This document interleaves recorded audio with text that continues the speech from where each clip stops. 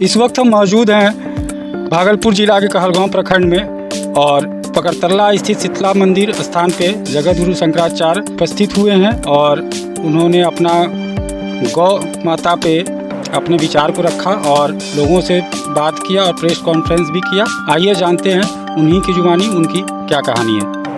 तो ये जो चुनाव कैंडिडेट लड़ेंगे वो किसी बैनर की तरह लड़ेंगे, कैसे लड़ेंगे? नहीं, कोई बैनर नहीं है, क्योंकि हमारा काम राजनीति नहीं है, हमारा काम धर्म है।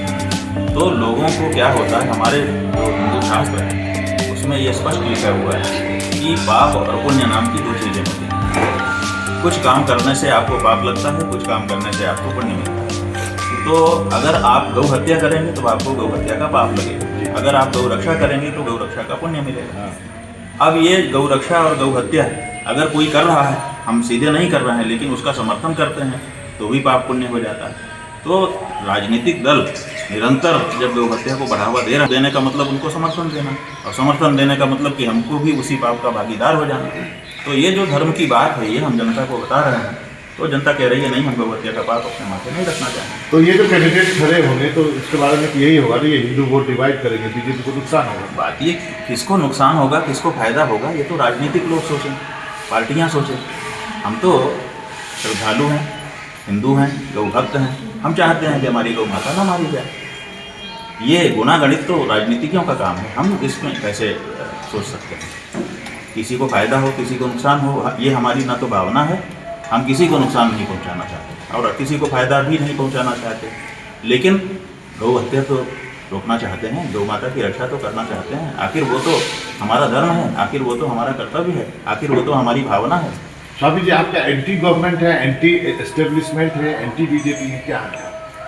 अभी तो आप लोग हमारे चरित्र से अनुमान लगाइए, अगर हम कुछ कह भी देंगे तो उसको आप मान लेंगे, ऐसा थोड़े। आप तो हमारे चरित्र से अनुमान लगाएंगे। जैसे देखिए नरेंद्र मोदी जी, जिस परिप्रेक्ष्य में आप कह रहे हैं, हम पहले ही उसको साफ कर रहे हैं। जब वो 2014 ईस्वी में प्रधानमंत्री पद के कैंडिडेट बने और उन्होंने एक वक्तव्य दिया, ये गुलाबी रंग देखकर तुम्हारा कलेजा जलता है कि नहीं। उनके शब्द और बढ़िया थे, हम उतना नहीं बोल पा रहे, लेकिन मेरा तो जलता है। और फिर जब सुप्रीम कोर्ट ने कह दिया है कि गौ हत्या बंद करो पूरे देश में, तो ये मनमोहन सिंह क्यों नहीं कर रहा है?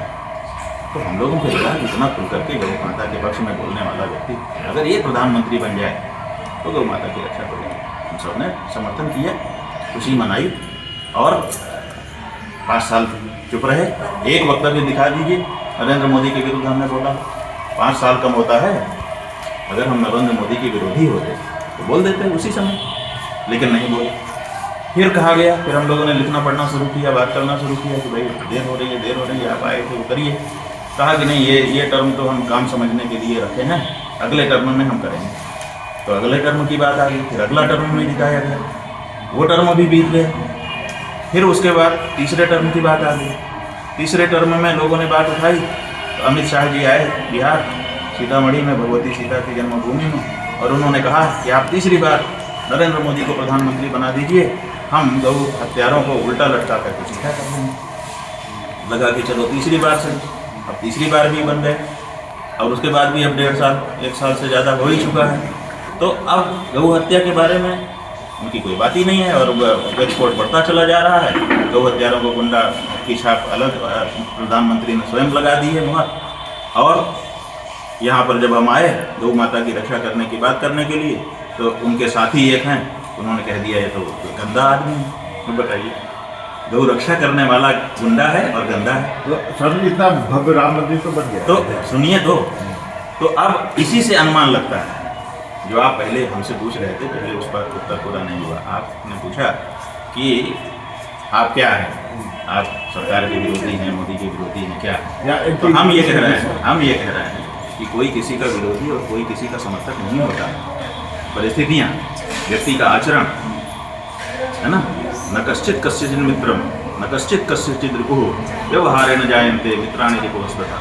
नीति शास्त्र कहता है कि कोई किसी का शत्रु नहीं है, कोई किसी का मित्र नहीं है। आपका व्यवहार जैसा होगा वैसा ही आपके साथ लोग बन जाएंगे। तो अगर गौ माता की रक्षा करते तो हम लोग तो उनके प्रशंसक थे।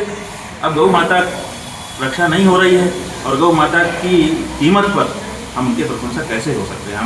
हमारा वोट लेकर के हमारी माता को काट काट करके आप बेचो और हमसे चाहो कि हम आपका समर्थन करेंगे, ऐसा भी दिन नहीं आएगा। नहीं तो स्वामी जी, सवाल तो यही है ना कि ये कैंडिडेट खड़े होंगे, बीजेपी का वोट घटेगा, आपको जितना वोट मिलेगा इन प्रत्याशी को सॉरी, तो वो हिंदू वोट ही होगा जो कि वो उनका वोट माना जाता है। नहीं तो क्या करे हिंदू? गाय को कटने दे और मोदी जी को जीतने दे। दो चीज़ें हैं, मोदी जी को जीतना और गाय को हत्या होना। कोई सच्चा हिंदू होगा वो क्या पकड़ेगा? गौ हत्या ही तो रोकना चाहेगा। तो हम तो गौ हत्या रोकने के लिए चले हैं और हमारा पूरा समाज यही चाहता है। हम जहाँ जहाँ अभी तक गए, हर जगह पर जितने लोग इकट्ठा हुए, हमने उनसे पूछा कि क्या चाहते हो। सब ने बड़ी गहराई के साथ कहा कि हम तो गौ हत्या रोकना चाहते हैं। तो जब पूरा देश चाहता है कि गौ रक्षा हो तो फिर आप उसके आड़े जो आता होगा उसको तो हटाना ही पड़ेगा। हिंदुओं के लिए तो इतना बड़ा अयोध्या में राम मंदिर तो बन गया स्वामी। बात यह है कि राम मंदिर बन गया और जिस गाय के लिए राम ने अवतार धारण किया था वो कट रही है। ऐसे राम मंदिर से हमको क्या लाभ होगा? राम को हम मंदिर बना करके क्यों प्रतिष्ठित करना चाहते हैं? ताकि राम का आदर्श हमारी जनता में आए, हमारी जनरेशन में आए। राम का आदर्श क्या था?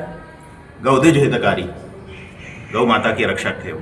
तो गाय की रक्षा ही तो उनसे हमको संदेश प्राप्त करना है। जब गाय की रक्षा का संदेश ही हम राम से प्राप्त नहीं कर पा रहे हैं तो राम मंदिर बन गया। बिल्डिंग बनने से थोड़े राम मंदिर बनता है। राम की शिक्षा जनता में जानी चाहिए और राम की शिक्षा है कि गौ रक्षा करो। अब जब उसके लिए वो अवतार धारण करते हैं। जब वो मंदिर में पूजा हो रहा था उस वक्त भी आपने विरोध किया था? अरे भाई, हमने शास्त्रीयता का विरोध किया, हमने किसी व्यक्ति का और किसी संस्था का विरोध नहीं किया था और वो हमारा प्रमाणित हुआ। पहले लोग जानते थे कि मंदिर बन गया है, ये झूठ बोल रहा है, और जब वहाँ पर पहुँचे लोग और देखा कि मंदिर बना ही नहीं है तो उसके बाद सबने हमसे कहा कि आपने ठीक कहा। स्वामी जी, गाय की गौ हत्या नहीं होनी चाहिए, लेकिन इन जनरल भी देखा जाए तो गाय की हालत अपने देश में बहुत अच्छी नहीं है। आवारा घूमती हैं, पॉलीथीन खा खा के मर रही हैं। उसके लिए भी बहुत कुछ करने की जरूरत है। गौशाला में मरते हुए गायों की तस्वीरें हमारे पास है। जिनकी हालत अच्छी है देश में, मोदी जी की अच्छी है ना। अभी उनका पीएम का प्रोटोकॉल हटा लीजिए, उसके बाद उनकी क्या हालत होगी देख लीजिए। किसी की हालत अच्छी उसके प्रोटोकॉल से होती है। आपने गाय को, जिस गाय को हमारे देश में माँ कहा गया, जिस गाय को हमारे देश में 33 कोटि देवताओं का निवास स्थान कहा गया, जिसकी हमारे पूर्वजों ने पूजा की, अर्चना की, जिसके लिए प्राण गंवाए, उस गाय को आप पशु सूची में रख रहे हो तो पशु जैसा ही व्यवहार तो होगा। तो आप पशु सूची से उसको बाहर करिए, उसको माँ के रूप में दर्ज करिए। यही तो हम लोगों का कहना है। अन्यथा गाय पशु के रूप में परिगणित होगी और जो नई पीढ़ियाँ हैं वो यही पढ़ती चली जाएंगी कि काऊ इज एन एनिमल। तो जब एनिमल है तो एनिमल हस्बेंड्री में उसका ट्रीटमेंट होगा और पशुओं के साथ जो व्यवहार होता है वो होने लग जाएगा। लेकिन ये भी तो सच्चाई कि आवारा पशु एक समस्या भाई, आवारा पशु समस्या नहीं है। आप गाय के लिए योजना बनाइए, कोई समस्या नहीं है। वो तो हमारी पालिका है, वो तो हमको आशीर्वाद देने वाली वस्तु है। मैं वही पूछने वाला था, क्या गौशालाओं के लिए आपके पास कोई नीति है? जी, हमारे पास नीति है, हमारे पास ब्लूप्रिंट है, नीति है। हम रामाधाम बना रहे हैं और हर विधानसभा में एक मॉडल, 4123 विधानसभा देश में है, हर विधानसभा में एक रामाधाम की स्थापना करने के लिए हम इस समय कार्य कर रहे हैं और बहुत सारी जगह पर कार्य आरंभ हो चुका है। देखते ही देखते थोड़े दिनों में आप रामाधाम देखने लग जाएंगे और वहाँ गौ माता कैसे रहती है और उसका क्या सम्मान होना चाहिए वो आपको दिखाई देगा। हम 3 लाख रामाधाम बनाने के लिए संकल्पित हैं, क्योंकि जो बिना औपचारिक अध्ययन के आंकड़ा हमारे पास आया है उसमें पता चला है कि जो 15-17 करोड़ गाय हैं अपने देश में, उसमें शुद्ध देशी जो हमारी वेद लक्षणा गाय है उसकी संख्या 1.5 करोड़ 2 करोड़ है। तो उनके लिए 3 करोड़ की व्यवस्था हम 3 लाख रामाधाम बना करके कर रहे हैं। और उसका पैसा कहाँ से आएगा? वो पैसा समाज देगा। हमारी माँ के लिए हमको पैसा सरकार से मांगना पड़ेगा।